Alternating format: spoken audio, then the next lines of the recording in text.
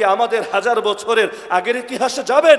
আমাদের ইতিহাস এমন কলঙ্কিত অধ্যায় আমাদেরকে শেখায় যে ব্রাহ্মণ নারী ছাড়া সাধারণ নিম্ন বর্ণের যারা, সেই সমস্ত নারীরা নিজেদের বুকের উপরে কোনো কাপড় পরতে পারবে না। যদি বুকের উপরে তারা কাপড় পরতে চায়, স্তন ঢাকতে চায়, এর জন্য আলাদা কর দিতে হবে, যেই করের নাম ছিল স্তন কর। যদি না দিতে পারে তাকে আইনের আওতায় আনা হবে, তার উপর শাস্তি প্রয়োগ করা হবে। সর্বপ্রথম একজন নারী এটার বিরুদ্ধে চ্যালেঞ্জ করে, সে নিজের বুকও ঢাকতে থাকে, করও দেয় না। এখন তার দুয়ারে কর উসুলকারী যখন আসে, একবার আসে, দুবার আসে, লাস্টে হুমকি দেয় যে হয়তো তুই কর দিবি, না হলে তোর বিরুদ্ধে কড়া অ্যাকশন নেওয়া হবে। এখন বেচারি করবে কি? কর দেওয়ার মতো সামর্থ্য নাই। আর এখন যেমন নগদ টাকা পয়সা সবার হাতে, এক সময় তো এই অঞ্চলের অবস্থা এমন ছিল না। এখন কর দিবে কোত্থেকে? আবার এটা মানতেও পারছে না কিভাবে পরপুরুষের সামনে, সবার সামনে নিজের স্তন খুলে সে হাঁটবে। তার আত্মমর্যাদা বোধ এর ক্ষেত্রে বাধা হয়ে দাঁড়াচ্ছিল। সে বলল, আচ্ছা তুমি এখানে বসো, আমি কর নিয়ে আসছি। ঘরের ভেতরে প্রবেশ করেছে, করার পর নিজের স্তন দুটো কেটেছে ধারালো অস্ত্র দিয়ে। কাটার পর তার সামনে এনে ছুড়ে দিয়েছে, এই নে তোর কর, আমার স্তনই আমি রাখবো না। এর জন্য যখন এত জুলুম সইতে হয়, নিয়ে যায় দুটো, তুই তোর নেতাদেরকে গিয়ে বুঝাইস আমার সামর্থ্য ছিল না, এ কারণে আমি আমার স্তনই কেটে দিলাম। সেই জামানায় চিকিৎসারও এত ভালো ব্যবস্থা ছিল না। বেচারি রক্তক্ষরণ হতে হতে সেখানেই মৃত্যুবরণ করলো। চারিদিকে কঠোর আন্দোলন দানা বাঁধলো।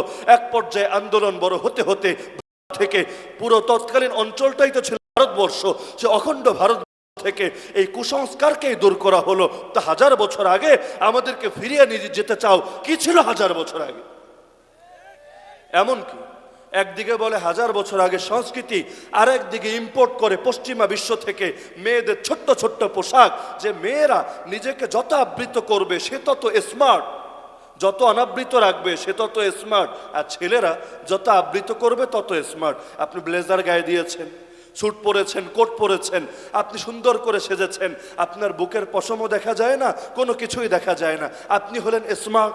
কিন্তু নারীর ক্ষেত্রে উল্টা, সে পোশাক পরলে স্মার্ট না, যত খুলবে তত স্মার্ট। এমনকি খুলতে খুলতে যদি এমন হয় যেগুলো ঢেকে রেখেছে সেগুলো ঢাকা থাকলেও ভালো করে বোঝা যায়, উপর থেকেই সব আইডিয়া করা যায়। যেমন শব্দ নবী বলেছেন, মা ইলাতুন মুমিলাত কাসিয়াতুন আরিয়াত। আল্লাহ নবী বলেছিলেন কিয়ামতের আগে এমন একটা অবস্থা আসবে, নারীরা একদিকে পোশাক পরবে আর একদিকে উলঙ্গ থাকবে। সেই জামানায় এটা বুঝতে অনেক কষ্ট হওয়ার কথা, পোশাক পরে আবার উলঙ্গ থাকে কেমনে, আর উলঙ্গ থাকলে আবার পোশাক পরা হয় কেমনে? এই জামানায় স্পষ্ট হয়েছে যে একই দিকে কাসিয়াত আবার সাথে আরিয়াত, একদিকে বস্ত্রাবৃত আর একদিকে উলঙ্গ, কারণ তার সব অঙ্গ প্রত্যঙ্গ মেপে মেপে আইডিয়া করা যায়। তো এটা তো আমাদের হাজার বছর আগে সংস্কৃতিতে ছিল না। সেই সময় তো সংস্কৃতি ছিল ভদ্র যারা, তারা নিজেদেরকে আবৃত করে রাখতো। আপনি যদি বাংলা উপন্যাস পড়েন আগের চিত্রগুলো, 100 বছর আগের, 50 বছর আগে, দেখবেন সম্ভ্রান্ত নারীকে উপস্থাপনই করা হয় এভাবে যে সে নিজেকে ঢেকে ঢুকে রাখতো। এটাই ছিল সেই জামানার সম্ভ্রান্তের মাপকাঠি। হ্যাঁ, নর্তকী সেই যুগেও ছিল, গায়ক গায়িকা, নায়ক নায়িকা সেই যুগেও ছিল। কিন্তু এই আধুনিক যুগে এসে নর্তকীরা যেই পরিমাণ সম্মানের আসনে বসেছে, এরাই হলো সবচাইতে বড় সেলিব্রিটি, এরাই সবচাইতে বড় পাবলিক ফিগার। এদেরকে একবার দেখতে পারাকে মানুষ কামিয়াবি মনে করে, এদের সঙ্গে একটা সেলফি তুলতে পারাকে নিজের জন্য সৌভাগ্যের প্রতীক এবং সার্থকতার সোপান মনে করে। আল্লাহর কসম, অতীত ইতিহাস ঘেটে এরকম পাবেন না। তখনও নর্তকী ছিল, কিন্তু তাদের সমাজে মান কি ছিল, মর্যাদা কি ছিল, মানুষ তাদেরকে আরো ছোট নজরে দেখতো, ওদেরকে শুধু ভোগী করা হতো, এরপর ওদের জীবনে বিশেষ কোনো সম্মান ওরা পেত না। কিন্তু এই যুগে সেই নর্তকীদেরই এমন আসনে, সম্মানের আসনে বসানো হয়েছে, যেই সম্মানের আসন যুগের শ্রেষ্ঠ আলেমদেরকেও দেওয়া হয়। তো এভাবে জমিনের মধ্যে পরিস্থিতি যত উল্টাতে থাকবে, কেয়ামত ততই ঘনিয়ে আসতে থাকবে। কেয়ামতের একটা আলামতি বলা হয়েছে যে সমাজের সব কিছু উল্টে যেতে থাকবে। আল্লাহ নবী বলেন দাসী তার মনিবকে জন্ম দিবে। তার মানে কি, যে পরিস্থিতি এতটাই উল্টে যেতে থাকবে, দাসীর পেট থেকে মনিব জন্ম হবে। হওয়া দরকার ছিল উল্টা, অর্থাৎ একজন নারী এমন সন্তান জন্ম দিবে যে তার সঙ্গে ভালো ব্যবহার না করে উল্টো দাসীর মতো আচরণ করবে। নবী বলেন তুমি দেখবা যারা ছিল হুফাতান ওরাতান গুরলা, যাদের পায়ে জুতা ছিল না, পরনে কাপড় ছিল না, তারা বিল্ডিং বানানো নিয়ে প্রতিযোগিতা করবে, কার চাইতে কার বড় বাড়ি, কার চাইতে কার দামি গাড়ি, এগুলো নিয়ে প্রতিযোগিতা করবে। যখন এরকম দেখবা বুঝবা কিয়ামত ঘনিয়ে এসেছে। ইদা উসিদাল আমরু ইলা গায়রি আহলিহি ফান্তাযিরি সা, যখন তুমি দেখবা দায়িত্ব দেওয়া হচ্ছে অযোগ্যে অপাত্রে, তখন তুমি কিয়ামতের অপেক্ষায় থাকবা। যখন দেখবা ইদা তুখিদাল ফাইউ দুআলা ওয়াল আমানাতু মাগনামা ওয়াজ যাকাতু মাগরামা, অর্থাৎ সহজ ভাষায় বললে যখন দেখবা যেগুলো আমানত, রাষ্ট্রীয় সম্পদ, এগুলোকেও ব্যক্তিগত কাজে ব্যবহার করা হয়, নিজস্ব মালিকানাভুক্ত মনে করা হয়, তখন বুঝবা কিয়ামত ঘনিয়ে আসছে। তো সব ক্ষেত্রেই পরিস্থিতি যত উল্টাতে থাকবে কিয়ামত তত ঘনিয়ে আসতে থাকবে। কারা দরকার ছিল সম্মানের আসনে থাকার, আর কাদেরকে দিচ্ছে সম্মানের আসন? এমনি এমনি হয় নাই। নিউ ওয়ার্ল্ড অর্ডার, সে আমেরিকার সুপার পাওয়ার হওয়ার পর সারা দুনিয়ায় যে বিশ্ব ব্যবস্থা, আধুনিক বিশ্ব ব্যবস্থা চাপিয়ে দিয়েছে, এগুলোরই এক একটা পার্ট হলো এটা। আপনি যদি মনে করেন ওরা আমাদেরকে শুধু মাঠে মারে, ময়দানে মারে, আপনি এখনো শত্রু চিনতে পারেন নাই। শত্রু না চিনলে মোকাবেলা করবেন কিভাবে? আগে শত্রু চিনতে হয়, শত্রুর কৌশল বুঝতে হয়। এটা হলো যুদ্ধ জয়ের অর্ধেক। ওরা আপনাকে যতটা ময়দানে মারে তার চাইতে বেশি কৌশলে মারে। ব্রিটিশ চলে গিয়েছে 47, এখন 2022, দীর্ঘকাল হয়ে গিয়েছে। চলে গিয়েছে ওদের বাহিনী, চলে গিয়েছে ওদের লোকগুলো, কিন্তু আদর্শ কোনটা নিয়ে গিয়েছে? যেগুলো সে সময় কায়েম করেছিল, 190 বছর পর্যন্ত ধরে রেখেছিল। চলে গেলে কি হবে? সবগুলো তো এখনো চলছে। এখন স্মার্ট কাকে মনে করা হয়? যে নবীর সুন্নতে নিজেকে আদর্শবান বানায় তাকেই তো স্মার্ট বলে না।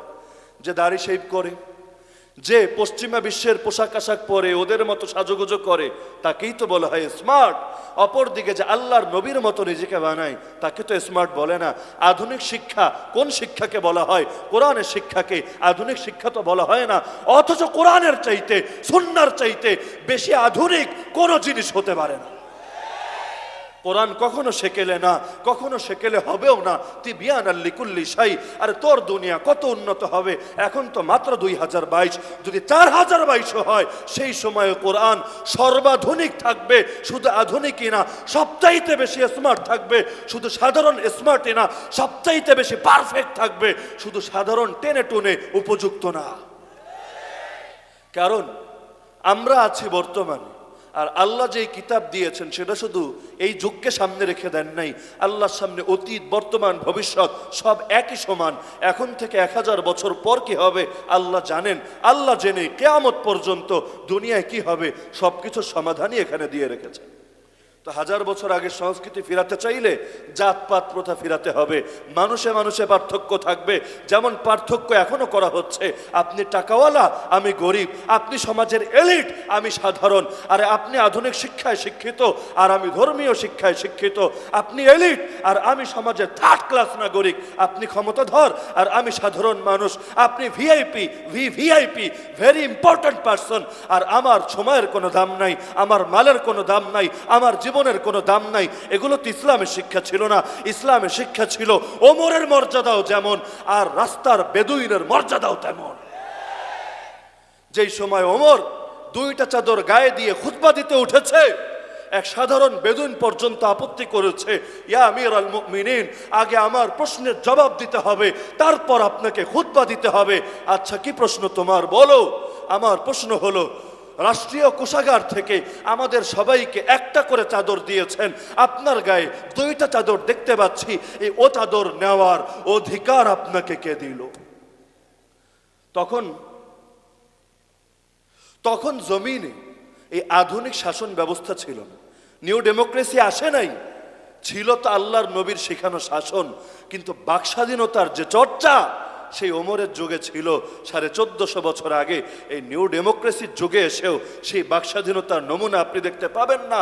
প্রশ্ন করেছেন, ওমর ইশারা করেছেন ছেলের দিকে, আব্দুল্লাহ জবাব দিবে। আব্দুল্লাহ দাঁড়িয়ে বলেছে, শোনো তোমার প্রশ্নের জবাব দিচ্ছি।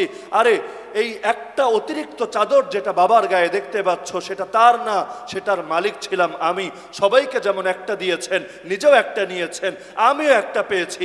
আমি দেখলাম আজকে জুমার দিন আমার বাবা খুতবা দিবেন, বাইরেরও অনেক লোক আসবে, সবার সামনে তিনি দণ্ডায়মান হবেন। খেয়াল করে দেখলাম আমার বাবার সেই একটা কাপড় ছাড়া, একটা চাদর ছাড়া আর কোনো জামাই নাই। আমার মনে তখন আসলো, আমার তো অনেকগুলো জামা আছে আলহামদুলিল্লাহ, বাবার তো কিছু নাই। তখন আমি নিজের ভাগের চাদরটা বাবাকে হাদিয়া দিলাম। সেটা তুমি এখন দেখতে পাচ্ছ।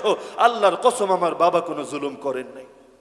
তো সুতরাং আসেন, বাঙালি সংস্কৃতির নামে ইসলামের সঙ্গে সাংঘর্ষিক কোনো আদর্শ নেওয়ার দরকার নাই।